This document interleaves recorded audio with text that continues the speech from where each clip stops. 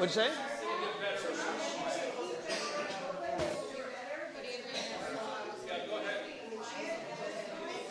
Good evening, everyone. Oh, there it is. I'm on now. Okay. Good evening, everybody. Thank you all for being here and welcome to the Ward 3 City Council Candidate Forum. Can you all hear me all right in the back? Great. Okay. My name is Kim McCoy. I'm a member of the League of Women Voters. I am not a resident of Ward 3. I'm pleased to be moderating the forum this evening. The League of Women Voters is a volunteer organization with a long history of providing unbiased candidate and issue information that is widely used by voters regardless of political beliefs. The forum tonight is co-sponsored by the Sheridan Neighborhood Organization, St. Anthony West Neighborhood Organization, the North Loop Neighborhood Association, the Lower Northeast Neighborhood Association, the East Bank Neighborhood Partnership, the Downtown Minneapolis Neighborhood Association, and that's the full list. The views expressed are those of the candidates and not those of the sponsors. Neither the League of Women Voters nor its co-sponsors endorse candidates or a political party. We are holding this forum for voters to hear from the candidates and compare their ideas. This forum is being held in front of a live audience at the River Hub at Graco Park and is being live streamed to the League of Women Voters Minneapolis' YouTube channel. This is a forum, not a debate. Candidates are asked questions to which they will respond directly to the audience and not to each other, as would be in a debate. The recording of this forum will be available in its entirety after the forum and will have a closed caption option available in multiple languages. Thank you to MCN6 for the production and recording of this event. We ask that campaign buttons and t-shirts are not worn in this room and that no signs or literature be distributed during this event. Please remain quiet while the candidates are speaking so that everyone can hear the discussion. We also ask that you hold your applause until the end of the forum so that candidates will have the maximum time to respond to your questions. Finally, please silence all your electronic devices at this time. Ward 3 is located in downtown and northeast Minneapolis and includes some of the city's oldest neighborhoods, Marcy Holmes, Nicollet Island, and St. Anthony. It also contains some of the newest neighborhoods. Ward 3 is the birthplace of Minneapolis. The first church, the first flour mill, and the first bridge across the Mississippi River are all right here. Indigenous people have called this riverfront home for millennia. Generations of immigrants from all over the world have made new lives for themselves right here. Just as it has been the economic and creative backbone of the city for centuries, it is also where the riverfront has been reborn and revitalized as a community asset. Both candidates on the ballot were invited to the forum and are with us this evening. They are, in alphabetical order, Marcus Mills and Michael Rainville. We thank the candidates in advance for engaging in a respectful and civil discourse. We have timekeepers sitting in the front row to ensure that each candidate has the same amount of time to respond to the questions. Following the opening statements, which will be 1.5 minutes each, the candidates will have up to 1 minute to answer each question and then 1 minute at the end to make a final closing statement. The timekeeper will hold up a card when there are 15 seconds remaining and a stop card when time is up, so for each statement and for each question. We ask that the candidate finish their sentence and stop at that point. We expect this forum to last approximately an hour, and this will be followed by a meet and greet for you to meet the candidates. Questions are based on community concerns and were developed by our committee, submitted in advance from co-sponsor surveys, and also solicited from the community at large. During the forum, we will take written questions from the audience until 7:15, so until 15 minutes before the end of the forum.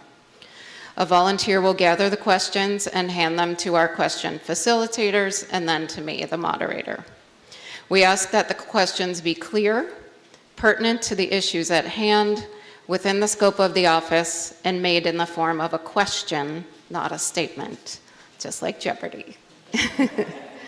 All questions are carefully reviewed and rewritten when necessary to make sure that they are directed to all candidates, forward-looking, not hostile, and not of a personal nature. We look for a balance of topics that affect all of us, both locally and in the city as a whole. To get to as many topics as possible, we will limit the number of questions in each category. We may consolidate questions that are of the same general topic. If you feel your question was not addressed, please follow up with the candidates after the forum. And finally, all submitted questions are the property of the League of Women Voters, Minneapolis. For the candidates' opening statements, we ask that they address the following question: why are you running, and what are your qualifications for this office? Each candidate, again, will have up to 1.5 minutes to respond, and we'll begin with candidate Mills. Thank you very much. I'd like to thank the League of Women Voters, and I'd like to thank everybody who showed here.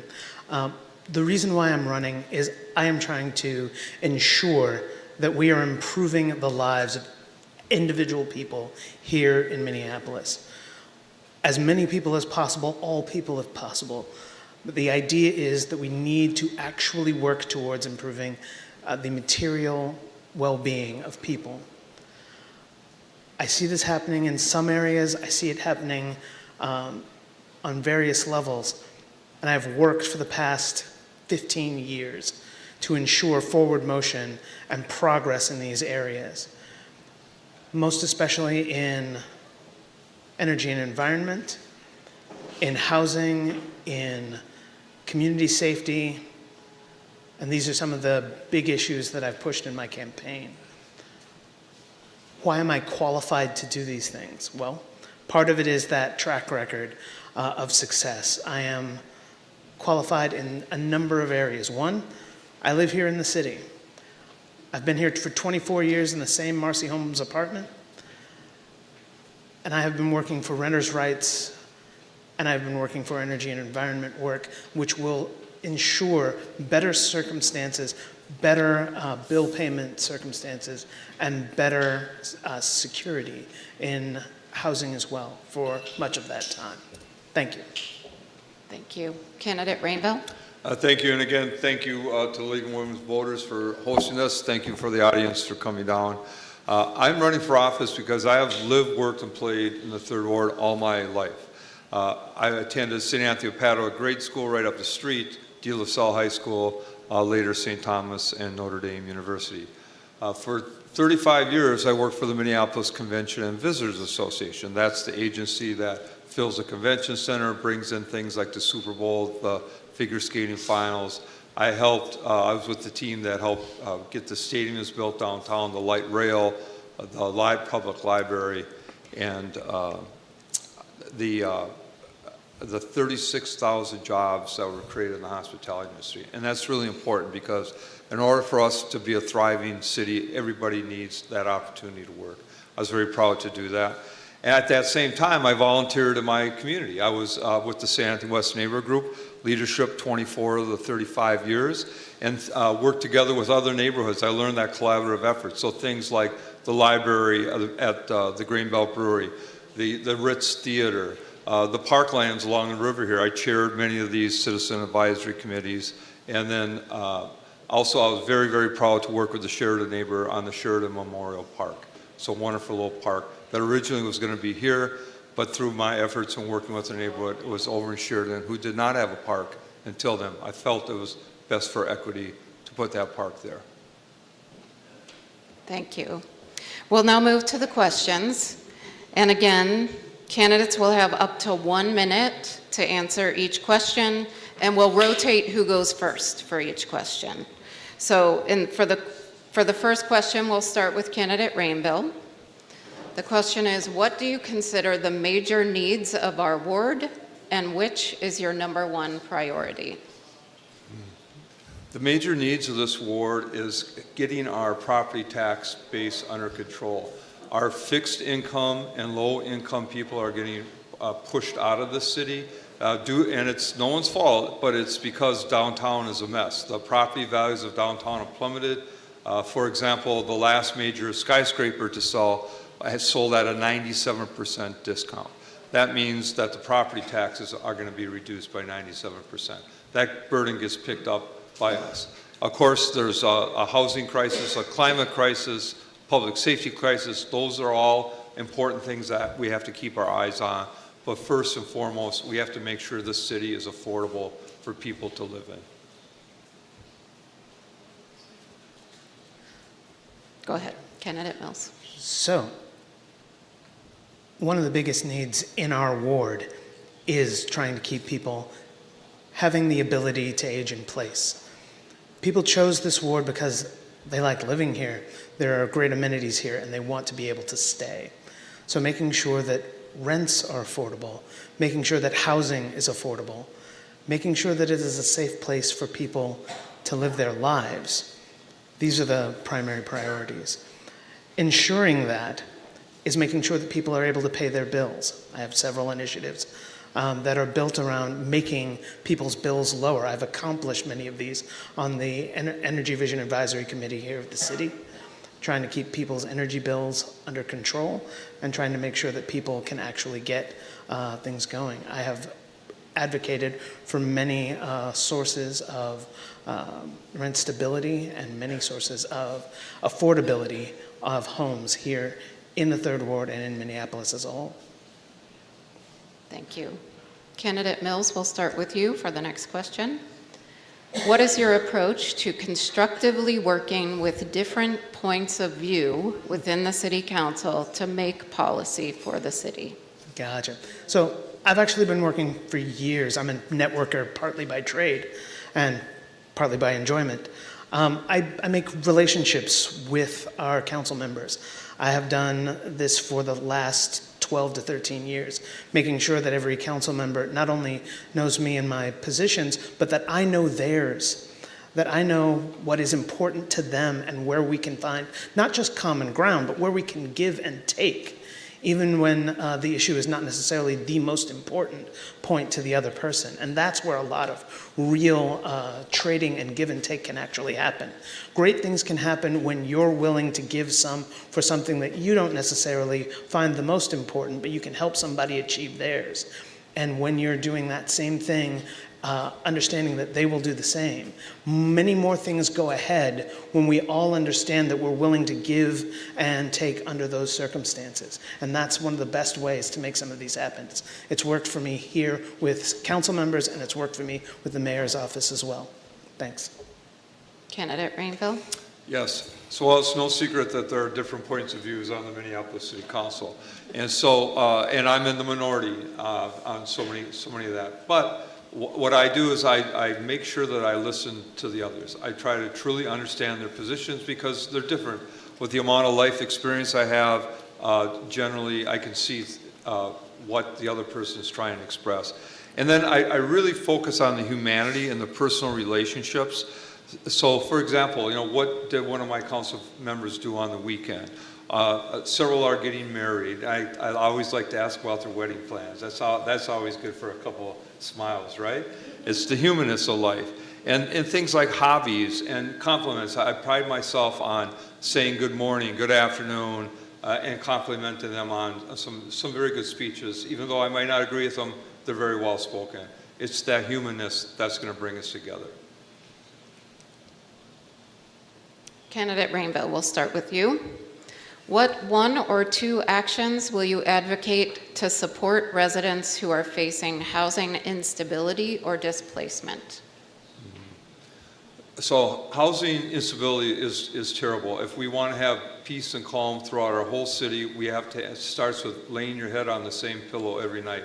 The biggest example of that success is Avivo Village right across the bridge here. And I feel that we need to build 3, if not 4 more of those so we can immediately get people into a housing first mode, get them off the streets, and get them in a safe place where they can get the medication they need, the services they need, calm their lives down, and just start building from the ground up. And that to me is the biggest thing that we have to do. Candidate Mills?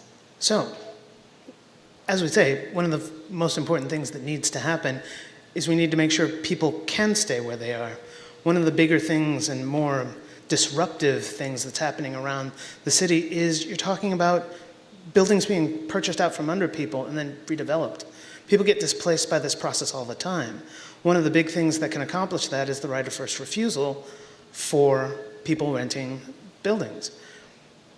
If people actually have the ability to be the first person you sell to, then you're actually talking about real stability, stability that people can count on. If at least their first offer is the first thing that you have the opportunity to take. After that, yes, we need to work on our unhoused population and make sure that people have a stable place that we're not going to destroy on our way to ensuring everybody's safety. So we need to create places where people can stay, even when they're unhoused, together, and then we can move forward from there. Thanks. Candidate Mills, we'll start with you for the next question. What role can or should the City Council play in regulating rents, incentivizing affordable housing development, or protecting tenants' rights?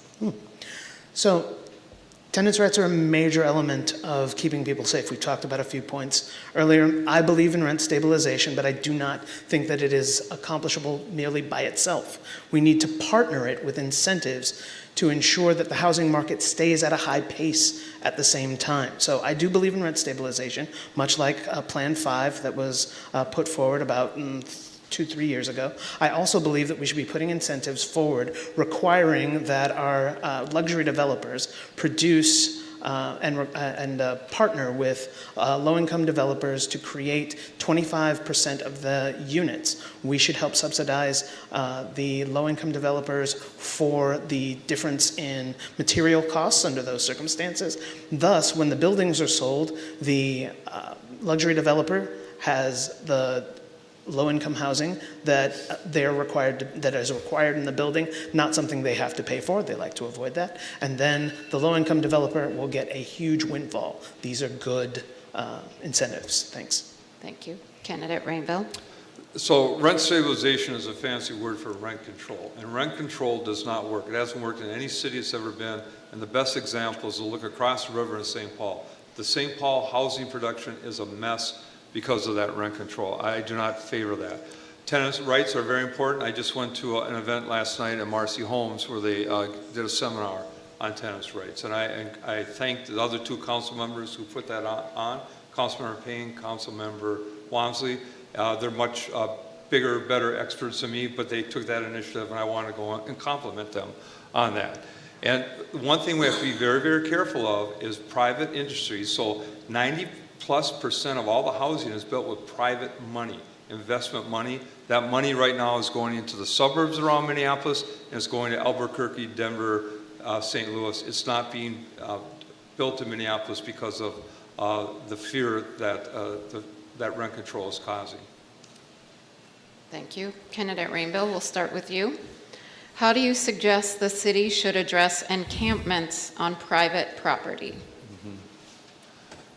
So we're going to find out about encampments on private property because I did vote to author the city attorney to take the encampment, the person who allowed people, it ended up in 7 people who got shot here on Monday night. Encampments are terrible. I've driven by all of them, and they become drug dens and trap houses where people go to use drugs and use drugs.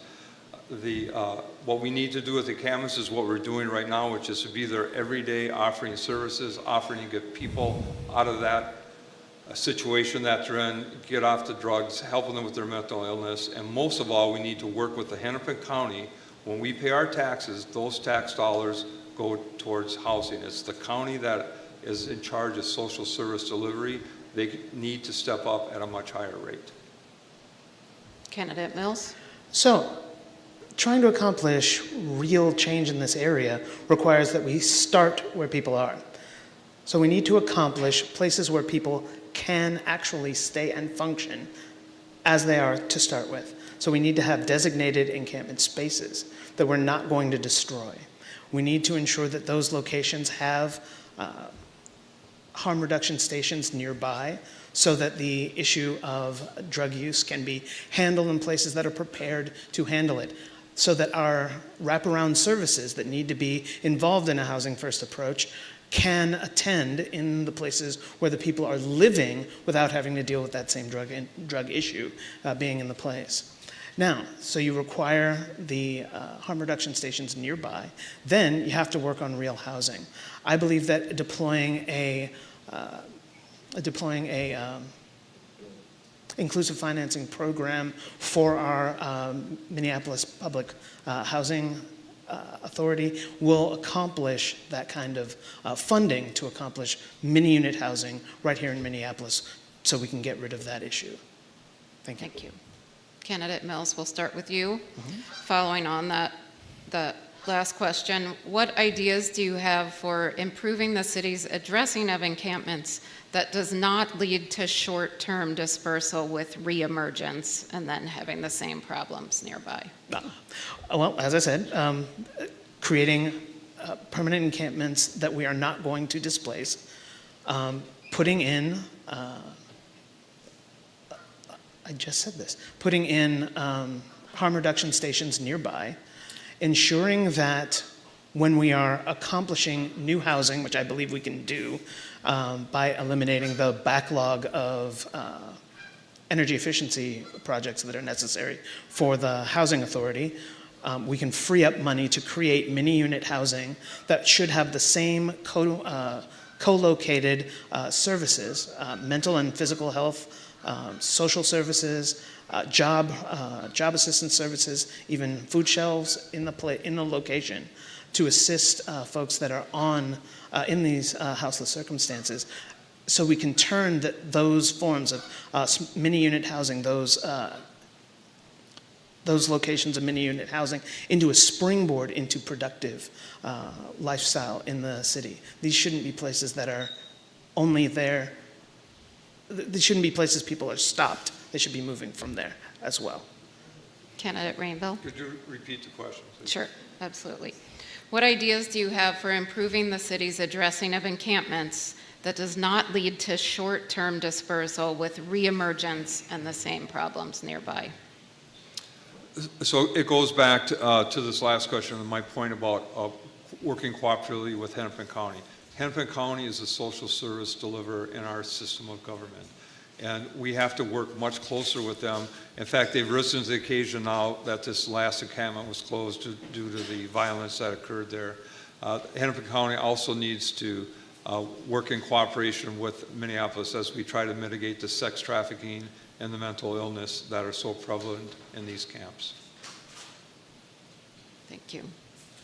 Candidate Rainbow, we'll start with you for the next question. We're moving into public safety and policing. Given the rise in gun violence across Minneapolis, what specific policies or partnerships would you advocate for to reduce this trend while balancing public safety with community trust? Well, just recently the city put forward this legislative directive, which I voted for, and it's banning assault rifles, it's high-capacity magazines, it's using software to track people who buy guns. The last shooter at Annunciation had purchased 3 guns within 3 weeks of each other. Those are the types of things we need to do to stop this gun violence. There's no reason in the world a military-style assault weapon should be allowed in the city of Minneapolis. I would also advocate for a buyback purchase to buy back the existing military-style assault rifles. Candidate Mills? So, yeah, we do need to definitely do what we can on the city level to rein in the gun possession and gun violence that are here in the city. The best way to make sure that people don't feel that violence is their answer is to make sure that they are dealing with better circumstances.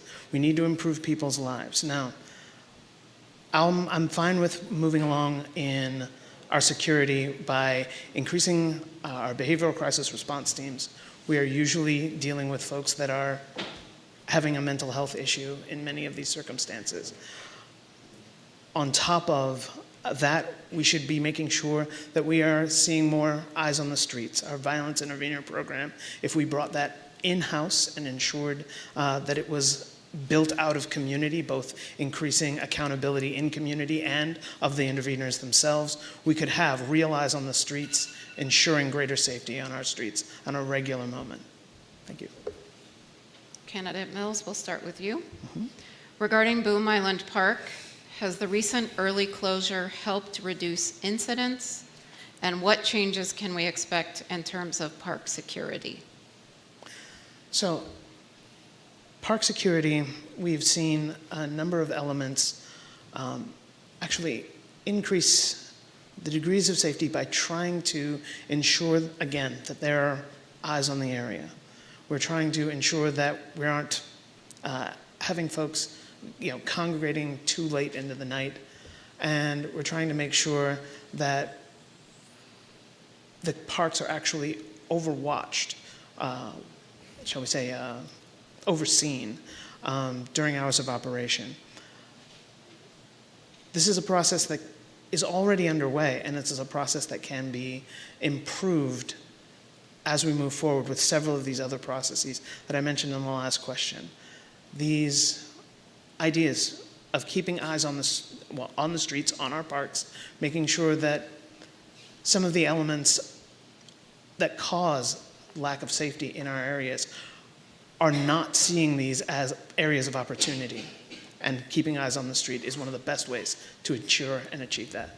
Thanks. Candidate Rainville.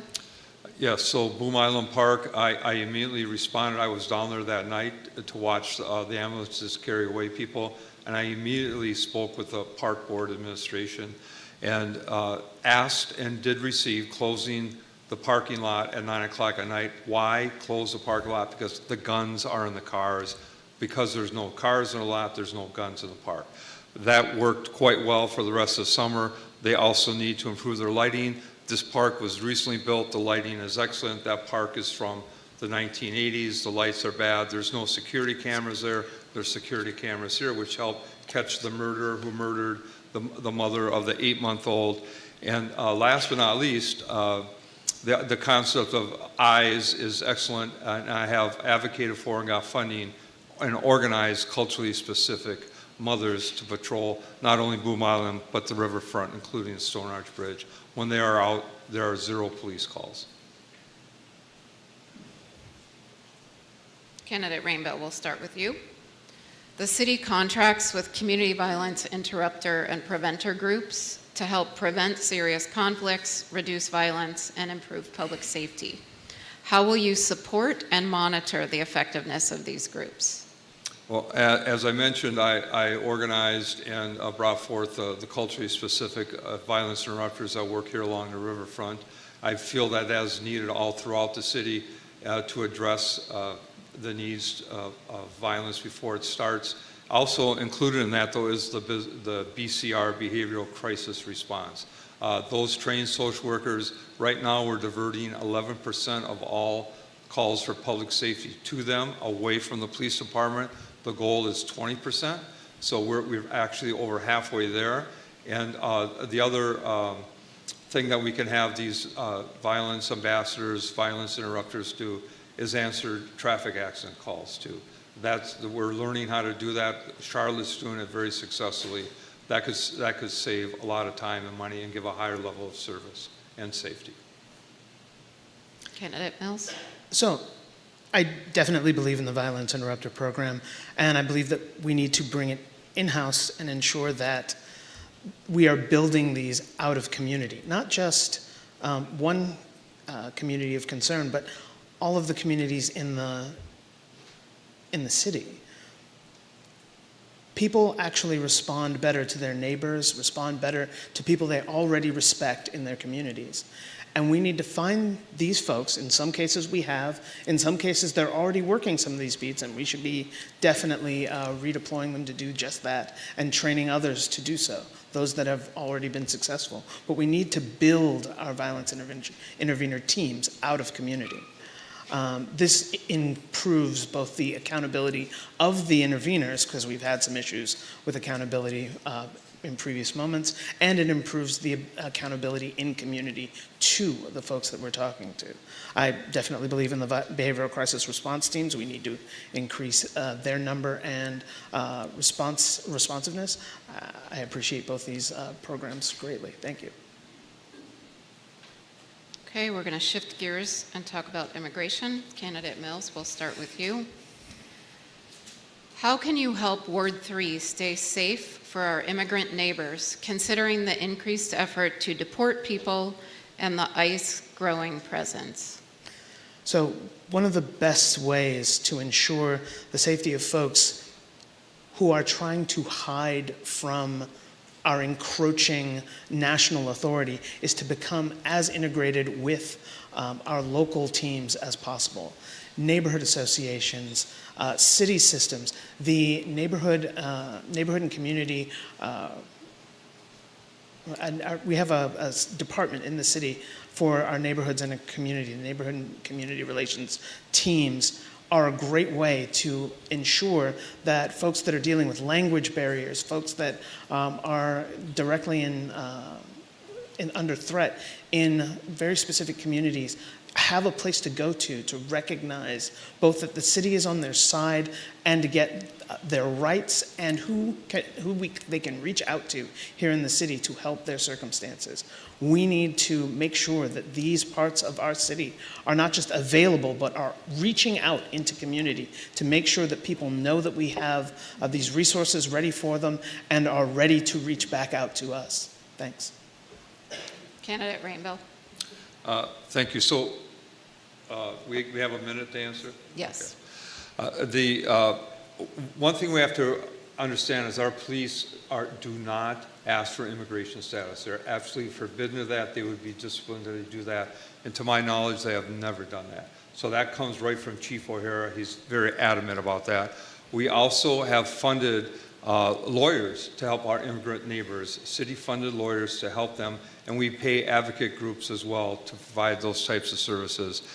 Language barrier is very important, so interpreters are part of that plan as well.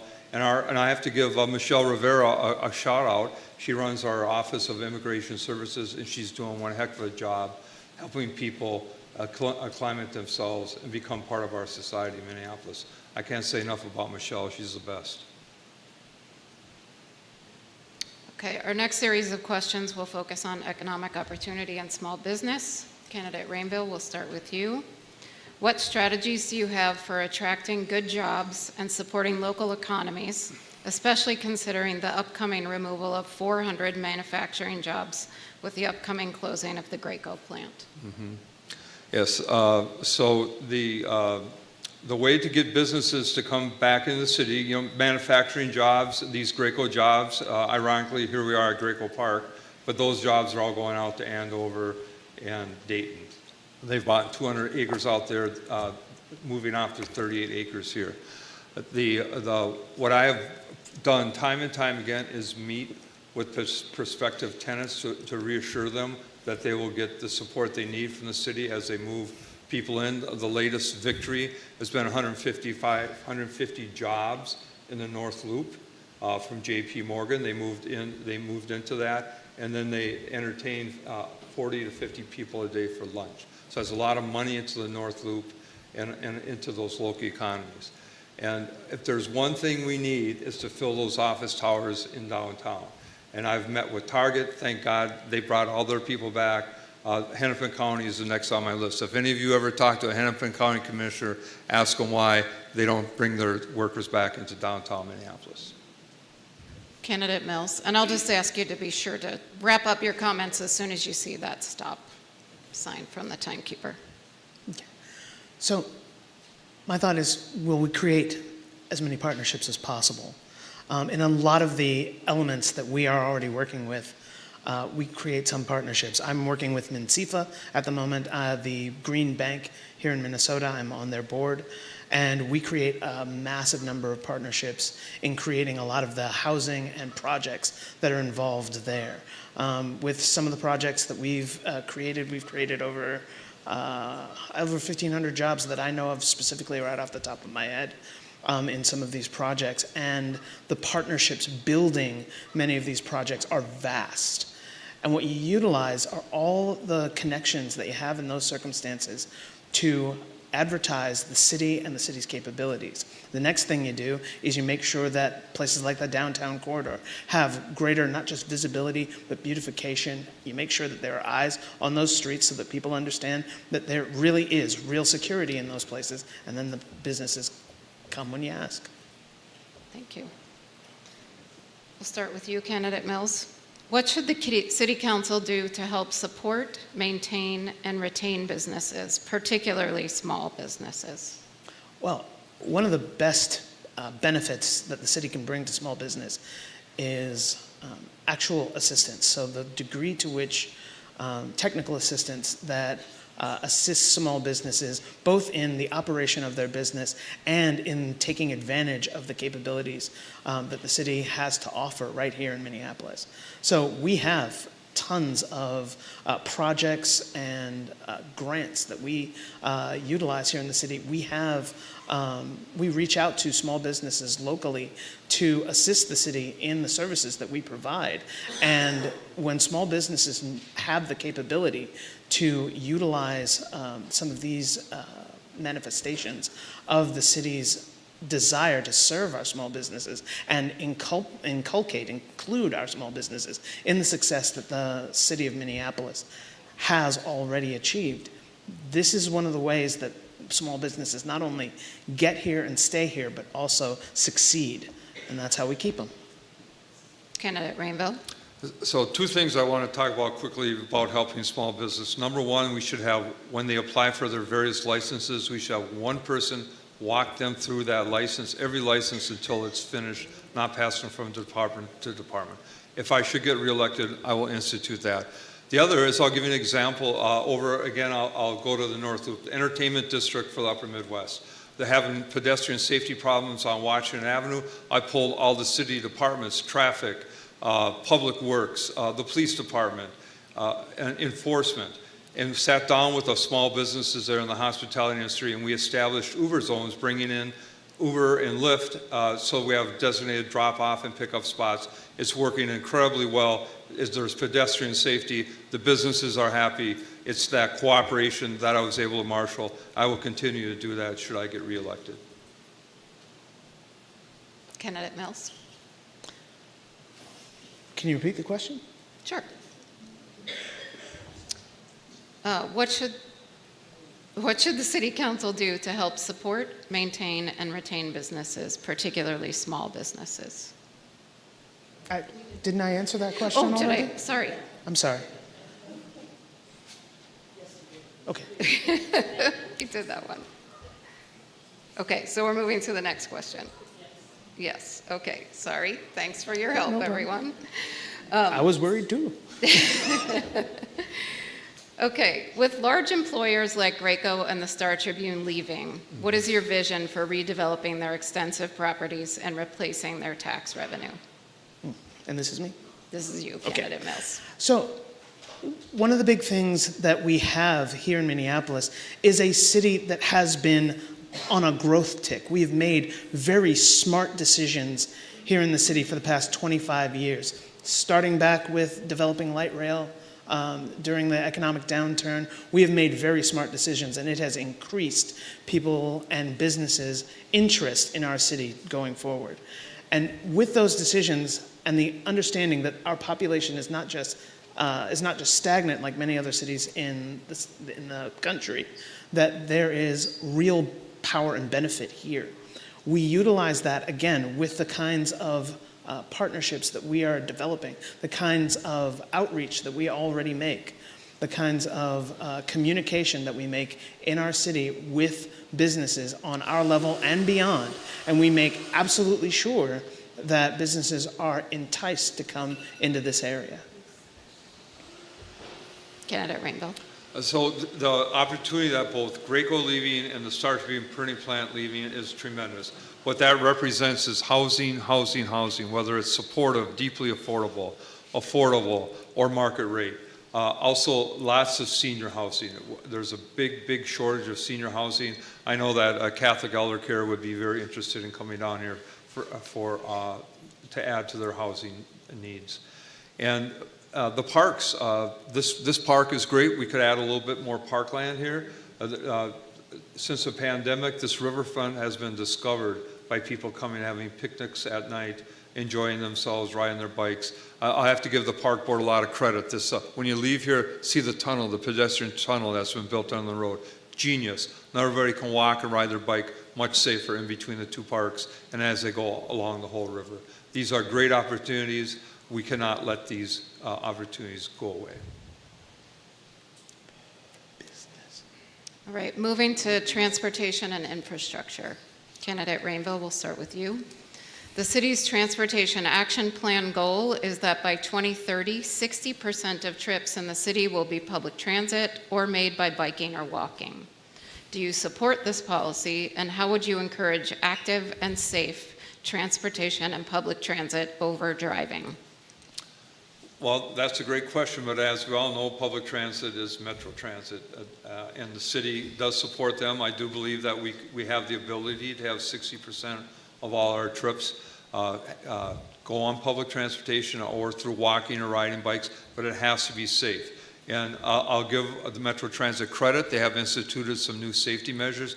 They seem to be working, but I take the phone calls, and people are very concerned about going on buses and especially taking the train out to the airport. So that has to be addressed before we can accomplish that goal.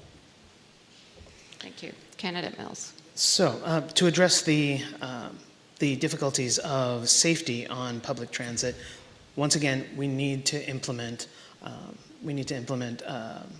harm reduction stations. These are places where people can use instead of our public transit stations or on our public transportation system. These are a better circumstance by which to ensure the safety on our public transportation system. Also, we can link with our Intergovernmental Relations Department to work with the Met Council to increase our frequency and our coverage here in Minneapolis. And by linking up both of those things, we can actually create a inclusive financing pilot for the Met Council to do the switchover for their electric buses. This is a great way to increase the capabilities of our transit system. And the sign of a vibrant city is when wealthy people want to take its public transit. We need to ensure that. Thank you. Candidate Mills. What do you suggest to improve the rider experience on our blue and green lines and other forms of public transit? Well, I definitely believe that the harm reduction stations will improve that circumstance so that people aren't dealing with chemical contact with fentanyl or some of the kind of worse situations that we're dealing with some of the folks that are in use circumstances. The next point, we can deploy our violence interveners a little more regularly on our transit systems, making sure, again, eyes on that process, making these concepts much safer. Again, improving ridership on those systems is another part of ensuring that the system itself is better, newer, and less problematic. I believe that that process can be increased by that inclusive financing pilot, making sure that their capabilities in changing over their buses can be spread out over time. Thank you. Candidate Rainville. So Metro Transit has instituted the hiring of many, many more blue-shirted, bright blue-shirted safety ambassadors, and that's working quite well. They check fares. If someone hasn't paid the fare, they ask them to get off the next side. They stop people from smoking drugs, injecting drugs on the line, and that's working well. They need to do more of that. And also there's a pilot project that they've done over in St. Paul in the Midway area, which is very, very successful. And that's having social service workers on the trains to help people with their housing needs and if they're hungry or if they need medication. So that Unfortunately, libraries, public transportation parks have all become hubs now for bad behavior. And we have to figure out how to go and use those hubs to deliver the services that are needed to help people. They are our sisters, our brothers. We love them. We want to help them. Thank you. We'll shift gears next to talk about environmental sustainability. Candidate Rainville, we'll start with you. Minneapolis's Climate Equity Plan aims to reach zero waste by 2050. What are your priorities for reaching this goal? And this is especially important if we expect the county to close the Hennepin Energy Recovery Center. Absolutely, and I'm looking for help from anybody in the audience, because what do you do when 40% of the waste at the HERC plant is organics? It's garbage. It's wet garbage. How do we get people to cooperate? I see the organics truck going through my neighborhood. They're not putting a lot of stuff in there. So is it education? Are we going to mandate change? How do we do that? That's so important that we work cooperatively with the county to close that burner. I mean, it's just right here. It's right across the river. You can see the smokestack from here. And the other thing that we have to do much faster than we are is the weatherization of homes. We have to get into the poorest neighborhoods and make sure that those windows are replaced, the air conditioning, the heating, the roofs. That's a big thing that we can do and have an immediate impact both on people's bills, but also on our environment. Candidate Mills. So, shutting the HERC down is one of my biggest priorities. I've been working on it since 2016, and we've been marching slowly forward. We recently achieved the city's resolution to accomplish it, helped get the mayor on board with that just this past year. So, also, in accomplishing zero waste practices, we've got dozens of real effective plans that have worked in other places. We have folks up in North Minneapolis, Rusty and the crew, who are working on helping people in various neighborhoods achieve effective zero waste practices, first aligning with the way the city already operates and moving forward. Also, in making sure that folks are achieving better weatherization, we need inclusive financing so that people can afford it.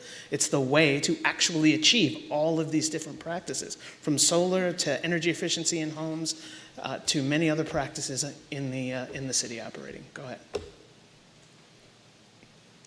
Candidate Mills, we'll start with you for the next question. Renters in multifamily units historically have had limited means to do energy efficiency improvements. What programs, policies, or tools would you expand or create to help them save energy and reduce their energy cost burden? Absolutely. So, renters don't own their property, and so we wonder, how will we help them? One of the easiest ways is to make inclusive financing, or a program very similar to it, actually work for community solar gardens, ways to actually invest in ways to lower your energy bills.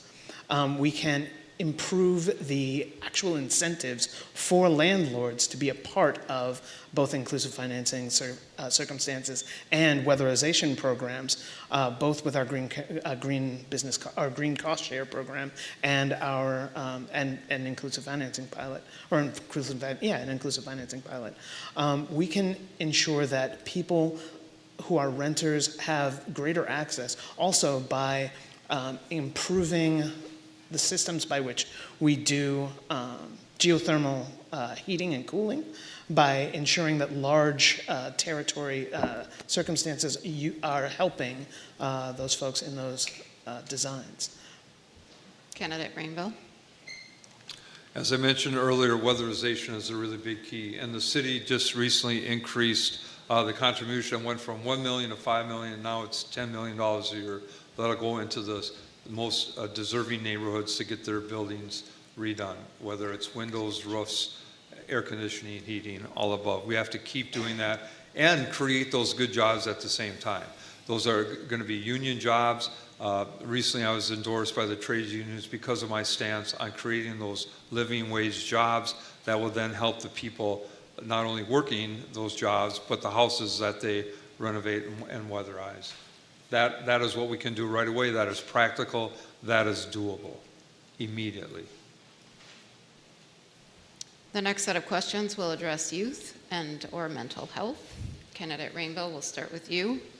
What more, if anything, can be done by the City Council to address the mental health crisis, especially among our youth? Well, we have to continue along the path where we have with our behavioral crisis response teams, which help a lot of youth. We've been very supportive of the school system, helping them with their school-based clinics. And just as a society, we all have to understand this is a hard time to grow up and be young, to be a teenager. I've had friends whose children were at the Annunciation shooting. It's terrible. Those children are going to be changed forever. And we have to be much more tolerant. We're the adults. We have to have that love. We have to have that care, that wisdom, and start guiding our youth into a better future. Candidate Mills? So, yes, our behavioral crisis response teams are a great resource when things have already gone beyond people's tolerance. We also need to be helping people in the circumstances they're actually dealing with right now. So there are programs and projects that have been put forward by local groups and organizations that are serving folks with mental health in homes, homeless and otherwise, getting them housing to serve some of their needs, getting them mental help where they are needing it. And a number of these points work directly with youth. MNCEFA actually helped create one of these, one of the newest buildings coming in one of these projects.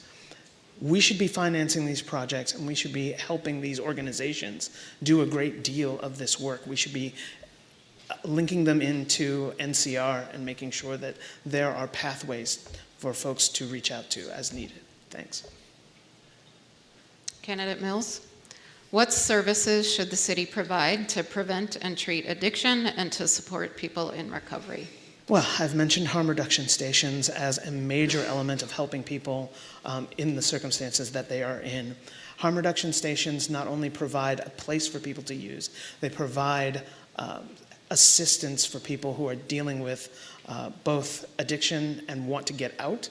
We can put these concepts in place so that people have folks to talk to when they want a means out of and all they have are surrounded by a use community.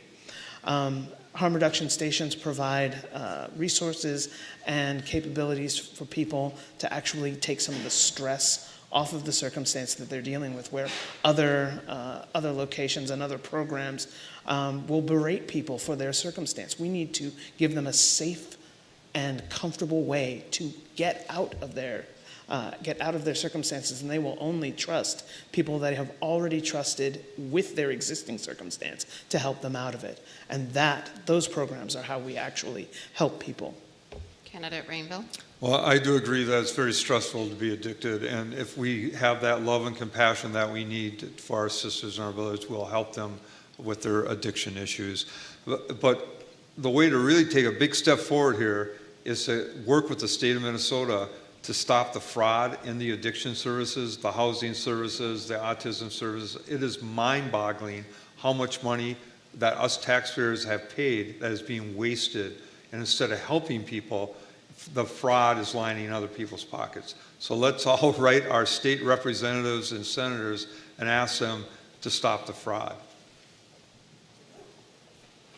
All right, we have time for one more question and then we'll move to closing statements. We'll start with candidate Rainville. 28% of residents in Minneapolis are under the age of 29. How will you include young people in your decisions if elected and get them more civically engaged? Well, I will continue to do what I have done, which is to do neighborhood outreach. I'm accessible through open houses. I return all my phone calls, emails. I value the opinions of people of all ages, especially the younger ones. They're our future. I hope to continue working with them as we reshape our policies and laws for the upcoming generation. Candidate Mills? Actually, I think that we should increase our outreach to schools and youth groups. I've been working with the youth in energy and environment for the past, well, over a decade and a half. And you find them where they are. You find them where they're interested. And you get their opinions, not just on the thing that they're interested on, but on the topics of the day. If you create the bridges by meeting them where they are, then they come to you with the information that you need on their opinions, their concerns in the topics that are of interest to you when you're in their presence. You create that bridge first by meeting them where they are, and then you bring them the issues of the day, because they may not come to them in their particular arenas, in their perspectives, because while their interests may lie in specific areas, the issues of the day may be running in entirely different circumstances. And so you can educate them in those forums, not just when they come to you, but when you go to them. We'll move to closing statements now. Candidate Rainville, you'll go first. Well, I forgot the best thing in the world for youth. I had a 19-year-old intern from De La Salle High School. She was great. She led me around to all her friends. We had wonderful listening sessions as I bought them lunch. So you do have to go and meet them where they are. And closing is about why I'm qualified. Sure. So, as I said, I've lived here, I've worked here, I've played here all my life. This is my neighborhood. This is why I've chosen to lead, to take that tough task of leadership, because it's not easy. You make decisions, people don't like them. But I am not afraid to make those decisions. I have the expertise. We're sitting in parkland that I helped develop. You go down to the library, you go to the Ritz Theater, you go up on East Sempin, where we had a beat cop working up there. I know what to do. I've proven myself. I will continue to do so. I ask you to support me in my next election and help me keep rebuilding our wonderful ward. Thank you. Candidate Mills. So, thanks folks for coming out. I've tried to do as much as I possibly can to help folks for the last 15 years here. I'm a small business owner trying to serve my community. I am an advocate for energy and environment. You've heard some of the points that I've brought up this evening, and some of the systems that we serve have seen fit to elevate me to serve in other areas, like the Energy Vision Advisory Committee here in Minneapolis and MNCEFA, as I mentioned earlier. I've served neighborhoods. I've been a part of the Mercy Homes Neighborhood Association before it became the East Bank, part of the East Bank Partnership, and served them for 11 years and was serving on the Neighborhood and Community Engagement Commission from 2016 to when it shut down in 2020. I've been trying to serve you for much of my life. I intend to do so if you elect me to this office. Thank you. On behalf of all the co-sponsors, I thank the candidates for being part of the democratic process by running for office and being willing to serve our community. We hope this forum has helped voters in Ward 3 make an informed decision with regard to the November 4th election. Remember, we use ranked choice voting for this election, where you vote for candidates in order of your preference, allowing you to rank your first choice, second choice, and third choice votes. This method can allow your vote to count toward another candidate if your favorite candidate loses. If your first choice candidate is eliminated, your vote is moved to your second choice. We also thank you, the audience, for your participation in this forum and the democratic process. We challenge you to think about what you can do now to further civic dialogue about the issues and encourage participation in this important election. Nonpartisan information about candidates and voting is available at vote411.org. Early voting for the general election begins tomorrow, Friday, September 19th, and ends Monday, November 3rd. Again, the video recording of this forum will be available unedited for viewing on the League of Women Voters Minneapolis website at lwvmpls.org. Editing of this video is authorized only for official media reporting. Footage cannot be used in campaign publicity, and the recording is the property of the League of Women Voters Minneapolis.org. At this point, you can show your appreciation for the candidates by your applause.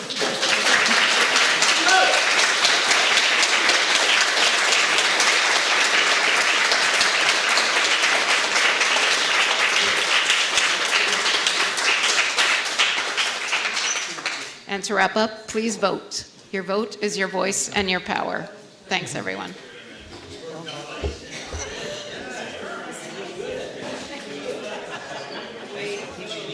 Thank you.